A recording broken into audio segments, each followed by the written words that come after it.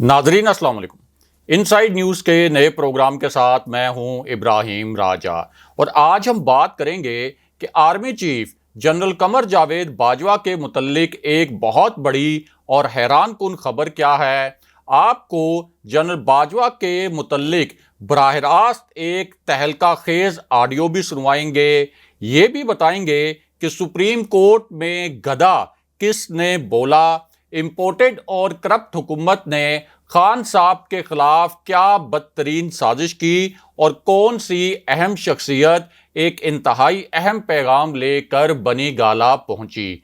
हमारे जिन दोस्तों ने अब तक हमारे चैनल को सब्सक्राइब नहीं किया उनसे हम कहेंगे कि हमारे चैनल को सब्सक्राइब कर लें ताकि उन्हें अहम मालूमात बर वक्त मिलती रहें। अब वापस आते हैं आज की खबर पर, यानी army chief general Qamar Javed Bajwa के मुतल्लिक एक बहुत बड़ी और हैरान कुन किस्म की खबर क्या है और सुप्रीम कोर्ट में गधा किसने बोला।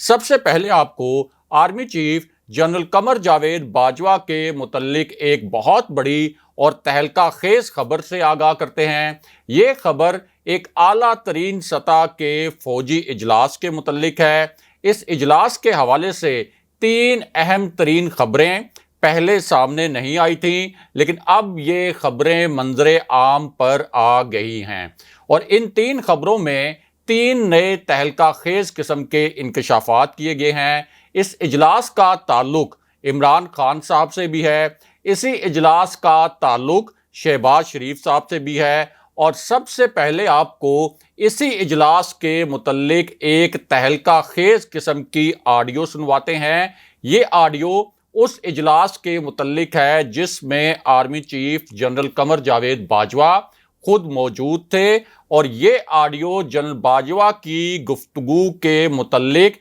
एक फौजी अफसर ने आगे फैलाई है।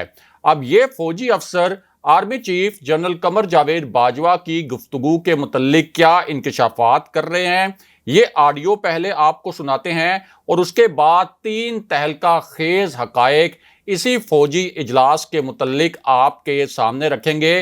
पहले आप ये ऑडियो सुनिए कि जनरल बाजवा की गुफ्तगू के मुतल्लिक एक फौजी अफसर क्या इंकशाफात कर रहे हैं। सर अस्सलाम वालेकुम। सर ये बड़ा लंबा एड्रेस था। ये started at about 11:10 and finished eight 1:40। उसके बाद क्वेश्चन आंसर सेशन था। उसने सबसे पहले तो लंबी कहानी है, उसने पूरी तरह उसने कहा I know why you what type of question you are going to ask me and you are interested in what. आप लोग इंटरेस्ट हैं, आपका इंटरेस्ट है कि प्रेजेंट सिचुएशन में आर्मी का रोल। उसने पहले तो बताया कि किस तरह इमरान खान आया, इमरान खान की टीम वीक थी, मैं उसको जिस तरह एक बच्चे को साथ देख चलता है इस तरह चलता रहा। कोई ऐसा पॉइंट नुक्ता वक्त नहीं था जब हम इसके साथ हमने कोऑपरेट नहीं किया। बात से जितने पैसे हैं मुख्तलिफ मुल्क से वो भी मैं ही जाके लाता रहा साथ। तो पहले वो ओके कराते थे, उसके बाद ये मतलब एज प्राइम मिनिस्टर से करवा लेते थे। तो इसको जो था इसके जो साथी थे वो इसका साथ छोड़ते जा रहे थे पहले से, लास्ट ईयर से जब इसने वोट ऑफ कॉन्फिडेंस दिया था। तो वो वोट ऑफ कॉन्फिडेंस उन्होंने बड़ी मुश्किल से इसको दिलाया था, वरना उस वक्त ही इसने फारूक हो जाना। तो ये अपने जो एमएनएस हैं उनको मिलता नहीं है। जो चंद एक लोग हैं हमारी इसके जो चमचे हैं वो इसके इर्द गिर्द होते हैं और किसी और को करीब आने ही नहीं देते, ये उन्हीं की सुनता है ज्यादा।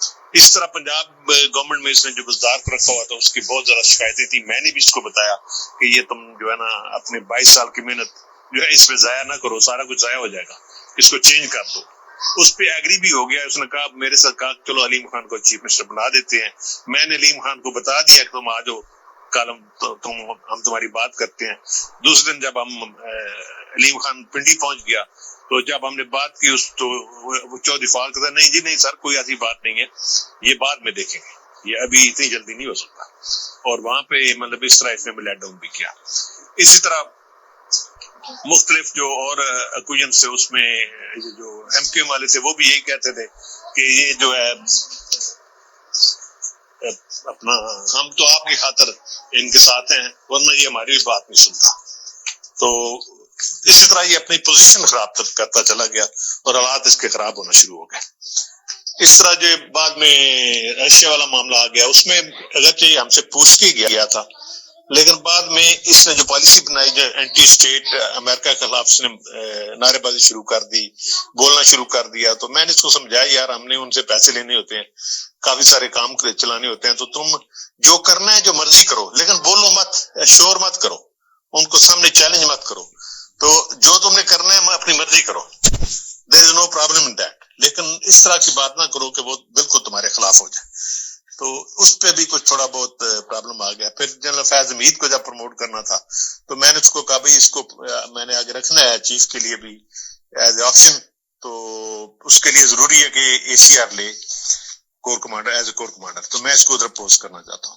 تو اس نے یہ کیا کہ اس نے کہا کہ مجھے 6 مہینے کا ٹائم دے دیں. 6 مہینے گزر گئے, اس کے بعد پھر میں اس کے پاس کیا کہ بھائی اس کو میں ابھی پوسٹ آؤٹ کرنے لگا ہوں. تو اس نے کہا نہیں ابھی رہنے دیں, یہ ٹھیک نہیں ہے, تو تھوڑا سا اور ٹائم دیں ہمیں, چلنے دیں اس کو. تو تھوڑا سا میں بھی ٹینشن میں آیا, یہ بھی ٹینشن میں, میں واپس آ گیا.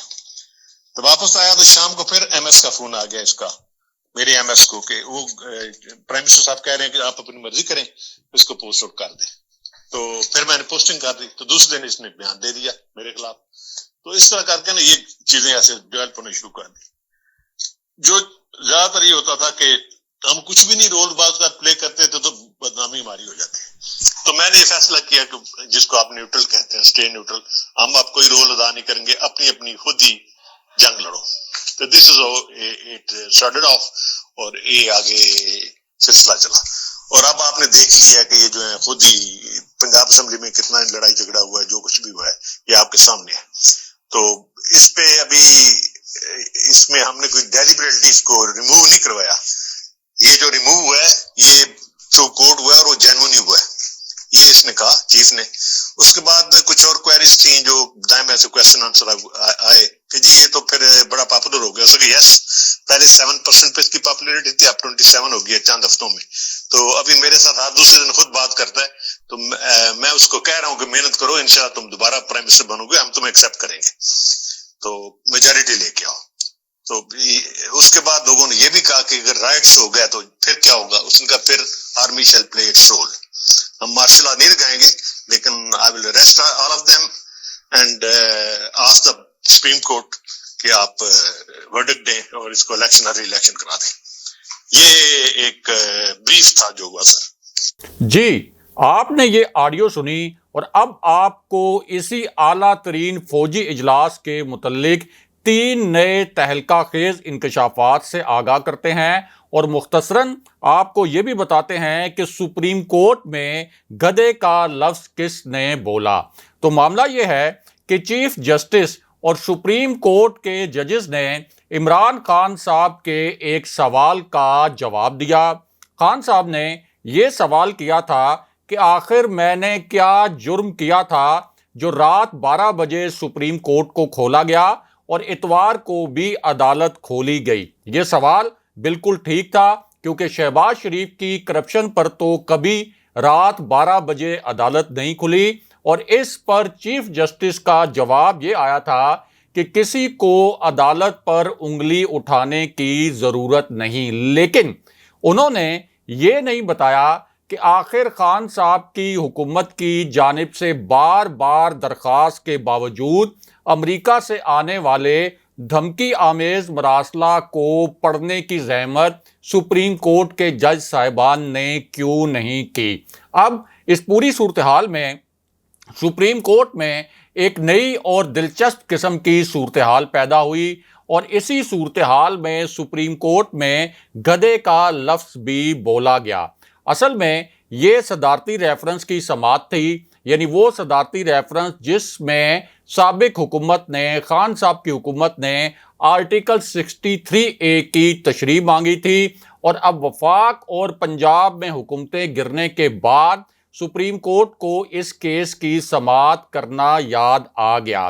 اب اسی سماعت کے دوران فاروق ایچ نائک نے یہ الفاظ استعمال کیے کہ عدالت گھوڑے اور گدھے کو ایک نہیں کر سکتی.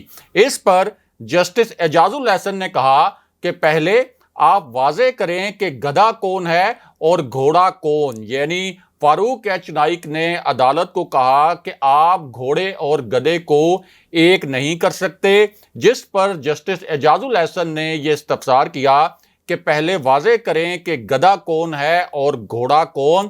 اس پر پھر فاروق ایچ نائک نے کہا کہ کوئی بھی رکن اسمبلی پارٹی سربراہ کی ہر بات ماننے کا حلف نہیں اٹھاتا، یعنی اتنا دوگلا پن کہ اس سے پہلے رضا ربانی رو رو کر یہ کہتے رہے کہ رکن اسمبلی پارٹی سربراہ کا حکم ماننے کا پابند ہوتا ہے، لیکن یہاں پر ایک دوگلی پالیسی اپنائی گئی۔ تاہم یہاں army chief general Qamar Javed Bajwa کے متعلق ایک تہلکہ خیز خبر اور بھی ہے، اور یہ جو خبر ہے یہ عین اس وقت سامنے آئی جب 3 فوجی افسران نے حیران کن قسم کے بیانات دینا شروع کر دیے۔ یہ اعلیٰ فوجی افسران تھے، ان کے یہ بیان ناقابل یقین تھے، بہت ان ایکسپیکٹڈ تھے، بہت غیر متوقع تھے۔ ان کے یہ بیانات جنگل میں آگ کی طرح پھیلے اور پھر دیکھتے ہی دیکھتے سوشل میڈیا پر وائرل ہو گئے، اور ان تینوں جنرلز نے یہ کہا کہ یہ بات بالکل درست ہے کہ عمران خان صاحب کے خلاف ایک بیرونی سازش ہوئی تھی اور کچھ اندرونی کرداروں نے اس سازش پر عمل درآمد کروایا۔ یہ 3 اعلیٰ ترین سطح کے ریٹائرڈ جنرلز نے بات کہی۔ اب اس پوری سچویشن میں جب فوج کے اندر بھی عمران خان صاحب کی حمایت کے متعلق ایک بھرپور سینٹیمنٹ موجود تھا، ایک بھرپور قسم کا جذبہ موجود تھا، تو army chief general Qamar Javed Bajwa کی جانب سے ایک بڑا فیصلہ کیا گیا۔ اس میں ایک فیصلہ تو ایسے وقت میں کیا گیا جب شہباز شریف نے army chief general Qamar Javed Bajwa کو ایک پیغام بھجوایا۔ یہ پیغام بھجوانے کے بعد شہباز شریف بہت ریلیکس ہو گئے، بہت سیٹسفائیڈ ہو گئے، اپنی جانب سے وہ بہت زیادہ ایکسائٹڈ بھی تھے، بہت پرجوش بھی تھے، لیکن شہباز شریف کا یہ پیغام ملنے کے باوجود army chief general Qamar Javed Bajwa Shehbaz Sharif کی تقریب حلف برداری میں نہیں گئے۔ لیکن اب جنرل باجوہ نے ایک تازہ ترین پیغام شہباز شریف کو بھجوایا ہے، اور اس کی وجہ یہ ہے کہ اس وقت عوام میں جو ایک غم و غصے کی لہر ہے، اس کی تپش پاکستان کے طاقتور ادارے بھی محسوس کر رہے ہیں۔ اب شہباز شریف کو ایک پیغام تو میاں نواز شریف کے متعلق دیا گیا۔ یہ ایک انتہائی اہم نوعیت کا پیغام تھا، کیونکہ شہباز شریف میاں نواز شریف کو واپس لانے کی تیاری کر چکے تھے۔ میاں نواز شریف کا سفارتی پاسپورٹ بھی شہباز شریف خاموشی سے تیار کروا رہے تھے، لیکن اب شہباز شریف کو ایک سخت پیغام دیا گیا ہے، اور وہ پیغام یہ ہے کہ آپ میاں نواز شریف کی واپسی کے معاملے میں کسی قسم کی جلد بازی نہ کریں، کیونکہ ظاہر ہے کہ پاکستان کی افواج کو، پاکستان کے طاقتور اداروں کو بھی اس وقت پتہ ہے کہ اگر میاں نواز شریف، جن کو عدالتوں نے اشتہاری قرار دیا، اگر وہ بھی واپس آ گئے اور ان کے خلاف کوئی کارروائی نہ ہوئی، تو پھر لوگ اسٹیبلشمنٹ سے اور اداروں سے مزید سوالات بھی پوچھیں گے۔ Army chief general Qamar Javed Bajwa کی جانب سے دوسرا پیغام شہباز شریف کو یہ دیا گیا کہ خبردار، کبھی بھی آپ نے کسی ریاست مخالف عنصر کو کابینہ میں شامل نہیں کرنا۔ یہ ایک پیغام دیا گیا، لیکن یہاں ایک تہلکہ خیز خبر عمران خان صاحب پر حملے کی سازش کے متعلق بھی ہے، کیونکہ ایک بہت گھناؤنی سازش جو ہے وہ خان صاحب کے خلاف کی گئی ہے، اور اب خان صاحب کی زندگی پر حملے کے متعلق ایک خط لکھا گیا ہے۔ یہ ایک بہت ہی بھیانک نوعیت کی سازش ہے، اور آپ کہہ سکتے ہیں کہ لاہور جلسے سے پہلے اس قسم کی سازش کا ایک گھناؤنا مقصد بھی ہے۔ اس خط میں کہا یہ گیا کہ مینار پاکستان کے جلسے میں سیکیورٹی خدشات ہیں، یہ سیکیورٹی خدشات عمران خان صاحب کے حوالے سے ہیں، وہاں کچھ بھی ہو سکتا ہے، اس لیے خان صاحب مینار پاکستان نہ آئیں بلکہ جلسے سے ویڈیو لنک پر خطاب کریں، یعنی خود نہ آئیں اور ویڈیو لنک پر جلسے سے خطاب کریں۔ یہ خط ڈی سی لاہور کی جانب سے تحریک انصاف کو لکھا گیا، لیکن خان صاحب نے اب ایک تہلکہ خیز سرپرائز کا اعلان کر دیا ہے۔ اس اعلان کے جو 3 اہم ترین نکات ہیں یہ مختصراً آپ کے سامنے رکھتے ہیں۔ بڑا دبنگ قسم کا اعلان خان صاحب کی جانب سے یہ کیا گیا ہے۔ خان صاحب کے اس سرپرائز کا پہلا نقطہ یہ ہے کہ اس وقت جو غیر فطری اور امپورٹڈ حکومت پاکستان پر مسلط کی گئی، اس سے حالات نہیں سنبھل رہے۔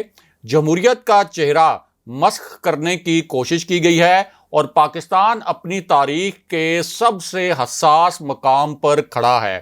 دوسرا نقطہ یہ تھا کہ اس وقت پاکستانی قوم اپنی قیادت سے بھی آگے نکل کھڑی ہوئی ہے، یعنی تحریک انصاف کی قیادت سے بھی زیادہ احتجاج اس وقت قوم کر رہی ہے، اور بیرونی سازش اور خود مختاری پر حملہ جو ہوا اس پر قوم اور تحریک انصاف کی قیادت رتی بھر سمجھوتا نہیں کرے گی۔ لیکن جو تیسرا نقطہ تھا عمران خان صاحب کا، وہ بہت ہی اہمیت کا حامل تھا، اور خان صاحب نے یہ کہا کہ جب بھی کسی ملک پر فیصلہ کن وقت آتا ہے اس وقت قوم قیادت کی جانب دیکھتی ہے۔ مستقبل کے فیصلے کے حوالے سے عوام کو محروم رکھنا زیادہ دیر تک ممکن نہیں، اور پھر ایک وارننگ دی خان صاحب کی جانب سے۔ اب ایک وارننگ آ گئی ہے، اور آپ کہہ سکتے ہیں کہ آخری الٹیمیٹم آ گیا ہے۔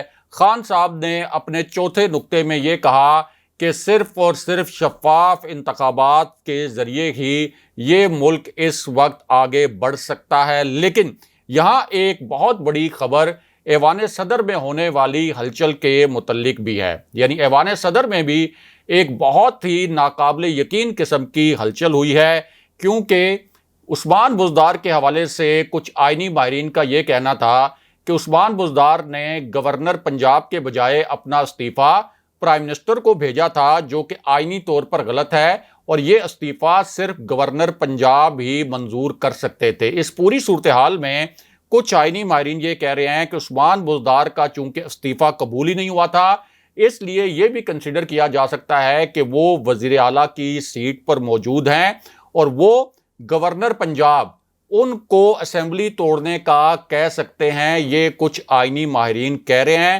اور دوسری جانب شہباز شریف نے اسی پوری صورتحال میں صدر عارف علوی سے ہنگامی ملاقات کی ایک درخواست کی۔ صدر عارف علوی نے شہباز شریف کو اس سے پہلے حلف نہیں دلوایا تھا، لیکن اس مرتبہ انہیں شہباز شریف کی یہ درخواست اس لیے قبول کرنا پڑی کہ یہ ایک آئینی تقاضا تھا۔ اگلے پروگرام تک کے لیے خدا حافظ۔